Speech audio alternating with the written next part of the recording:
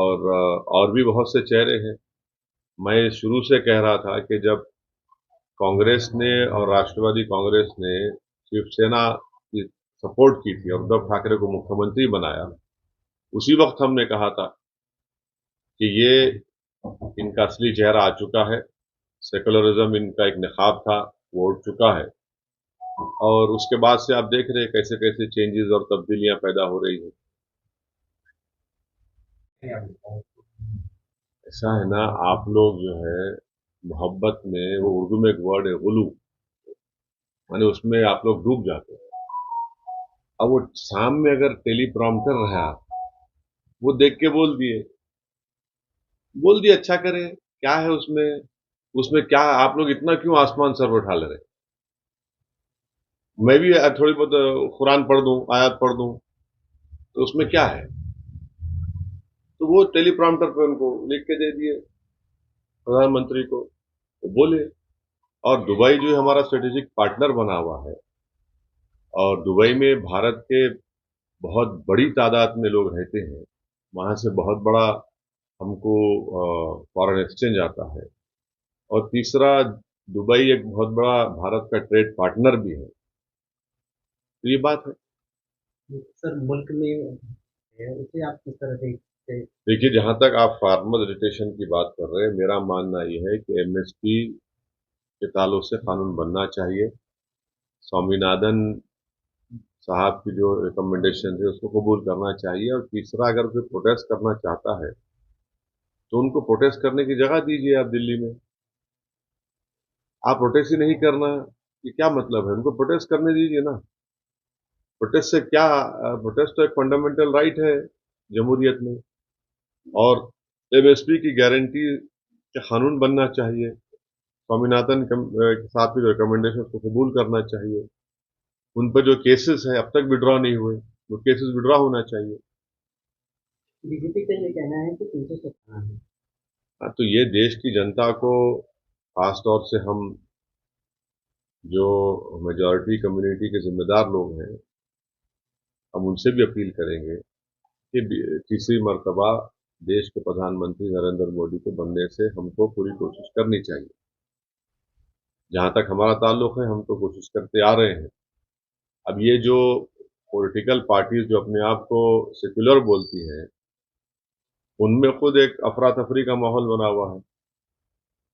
अब आप बताइए कि जो मुख्यमंत्री थे महाराष्ट्र के अशोक राव साहब, वो चले गए बीजेपी में और उनको राज्यसभा मिल गया। तो इससे क्या क्या मैसेज जा रहा है? और फिर वही दोहरा रहा हूं कि उद्धव ठाकरे को आपने मुख्यमंत्री बनाया, तो आपसे वहां से शुरू हो गया सब चीजें ये। और ये है, अब बोरे के मध्य प्रदेश के भी एक सीएम जा सकते, नहीं मालूम जाएंगे नहीं जाएंगे। पंजाब में कोई है वो जा सकते। फिर कोई एक इनका एक नेता है मुंबई का, वो अजीत पवार के साथ चला गया।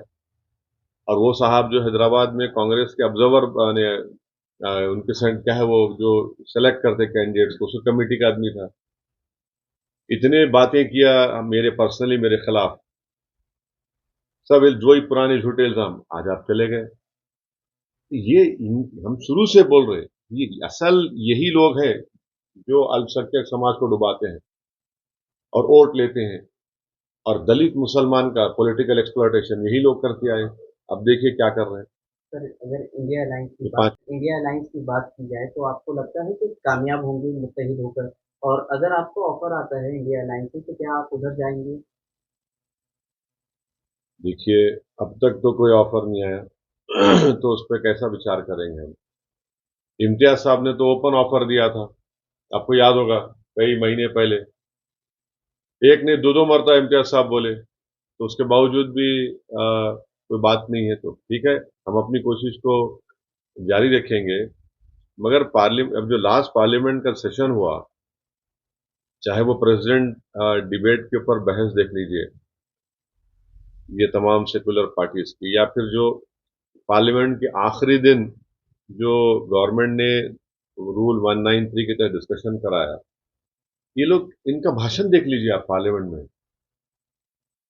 क्या क्या है, वो क्या बोल रहे थे, वो लोग क्या करना चाह रहे थे। तो मैंने अपने स्पीच में कहा था कि जब काजी साहब निकाह करते किसी दूल्हे का, तो दूल्हे की रजामंदी लेके फिर दुल्हन के पास जाते, दो गवाहों को लेकर।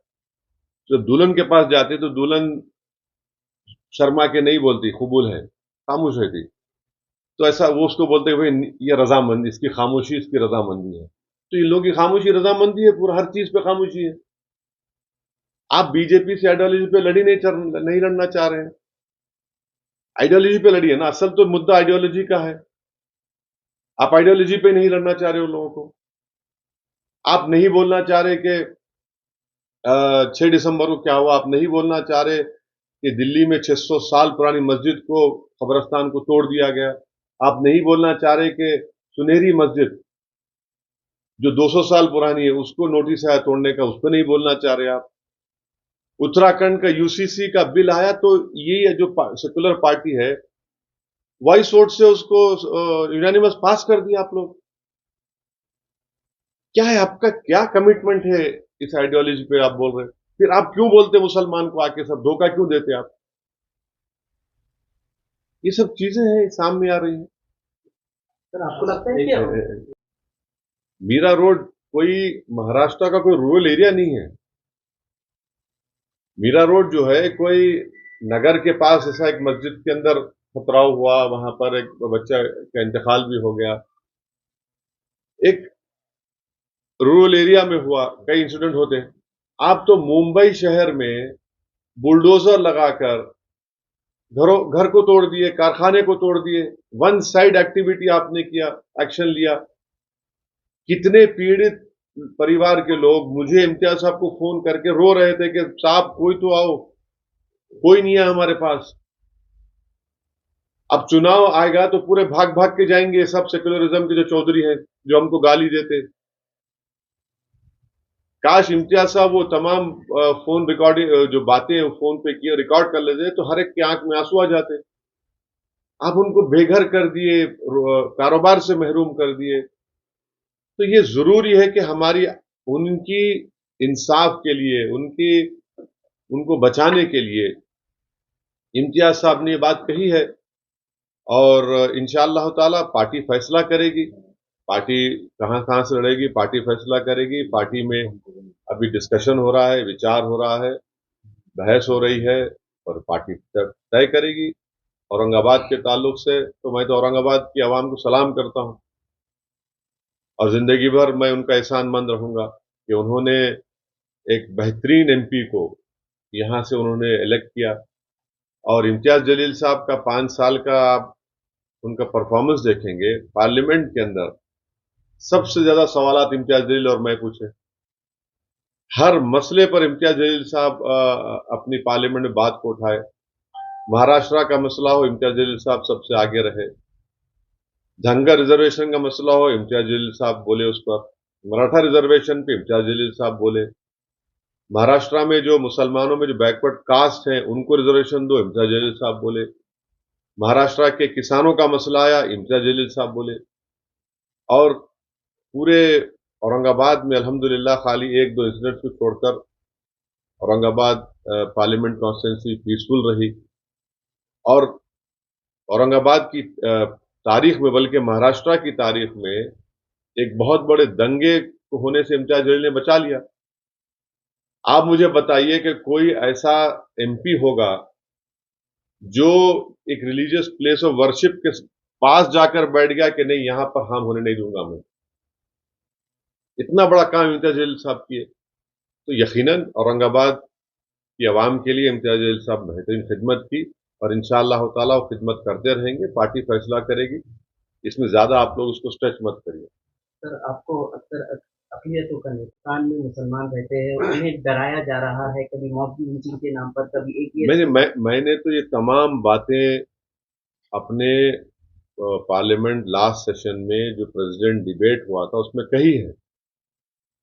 आज भारत के जो मुसलमान हैं जिनकी आबादी 17 करोड़ है, वो अपने आप को ऐसा महसूस करते हैं जिस तरह हिटलर के ज़माने में यहूदी महसूस करते थे अपने आप को।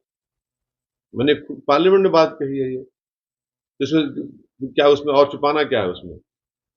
मैंने यहां तक कह दिया कि हमको भारत के प्रधानमंत्री पर अब यकीन नहीं रहा है,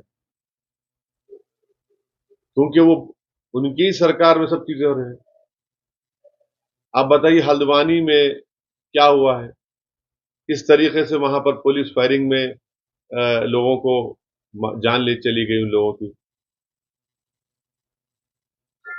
मीरा रोड मामले पे हाँ, मीरा रोड मामले पे वारिस पठान सबको भी कल नोटिस दी गई, नई जाने की। तो आप क्या जाएंगे वहां पर? क्योंकि वहाँ काफी लोग भी नहीं नहीं, हम जाएंगे, क्यों नहीं जाएंगे, बराबर जाएंगे, जाएंगे। अरे भाई, हम ही तो जा रहे हैं।